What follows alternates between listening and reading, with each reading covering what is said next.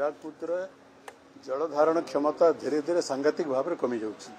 ହୀରାକୁଦ ବନ୍ଧ ଯେତେବେଳେ ତିଆରି ହେଲା ସେତେବେଳେ ଯେତିକି ଜଳଧାରଣ କ୍ଷମତା ଥିଲା ଏ 70 ବର୍ଷ ଭିତରେ ବର୍ତ୍ତମାନ तार जलधारण क्षमता विभिन्न कारणों कमी जाउछि एवं सरकार से कथक स्वीकार करिसेंति जे जो पटुमाटी विभिन्न अंचल आसिक जमा होउछि विभिन्न कारण मध्य से अन्यतम कारण अटे एवं ए संक्रांत रे सरकार यदि अति गुरुत्वपूर्ण भाव में चिंता न करिवे आगामी दिन में हীराकुद बंधर अवस्था अत्यंत संकटापन्न हो एवं विपद संकुल हो।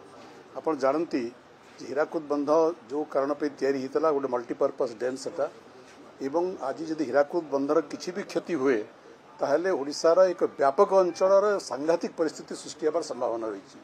तेणु आम सरकार को अनुरोध करूँ संपर्क में सरकार सचेतन हूँ, सरकार सतर्क हूँ एवं हীराकुद बंधर सुरक्षा तार जलधारण क्षमता वृद्धि पाई सरकार समस्त उद्यम आरंभ करूँ। आपड़ जानिथिबे जे छत्तीसगढ़ रे अनधिकृत भाव में ओडिशार बिना संबत्ति रे जो 8-9टी बैरेज तैयारी कलानी छत्तीसगढ़ सरकार तार भी प्रभाव हীराकुद डैम उपर पड़ुछि।